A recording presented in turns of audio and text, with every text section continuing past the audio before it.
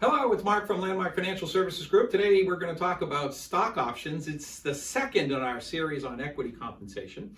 There are essentially three different kinds of plans. There's an incentive stock option plan, there's an employee stock purchase plan, and there is a non-qualified option plan. Let's first talk about what an option is. An option is the right to buy a set of stock or shares of stock in a company at a predetermined price. Now, what's great about it is if you can buy something at $25 a share and the market today has it at $35, you make money just by buying the stock. Okay? So an option gives the owner the right to buy the shares. You don't have to, but you can at some predetermined price. Okay, so an incentive stock option is one of two qualified options. The other is the employee stock purchase plan. What makes it qualified? Well, there's a plan that your company creates, and that plan has to meet certain rules that are outlined by Congress in the Internal Revenue Code. And if they follow those rules, then the stock options that are created from that plan get to have special tax treatment. The third set of options, the non-qualified options, means just what it is. It's not qualified. So it doesn't have nearly the same level of tax benefit that the other two options share. Now, let's start with incentive stock option. When you are granted the option, there's no tax. Okay? There's no tax when you're granted the option. On an incentive stock option, when you exercise the option, now that means that you go and actually buy the shares of the company at the predetermined price that's outlined in the option. And now you own the shares.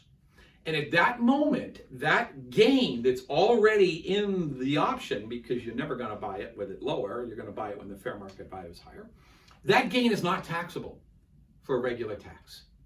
Okay? Now, there's another little thing we'll talk about, AMT, and it is taxable for AMT. We're getting too much detail for the time being. We'll double, if you want to talk more about it, just let me know. But there's no tax. When you get taxed, when you finally sell the shares of the company, that's when the tax occurs. Now, if you wait for a year, you can get long-term gain treatment on it. If you don't, then it becomes ordinary income and it's added to your W-2.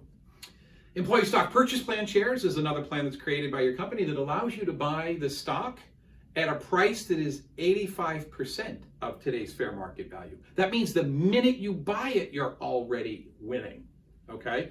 And it works very similarly. Every time you buy it, there's no income. You're granted no income. You only recognize the income when you sell it. Okay, the third one, the non-qualified options. What happens is different. Because the date you granted, no income tax. But on the date you buy the shares, at that moment, any gain that's already in the option is now taxable to you. And it's ordinary income tax, which goes into your W-2. Your company will have to do withholding, and it is subject to the employment taxes. So this one of the major differences of a non-qualified option versus an incentive stock option. Okay?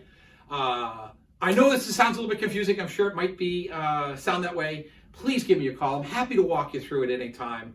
You can reach me at 978-984-5425 or find me on the web at lmfsg.com. Thanks.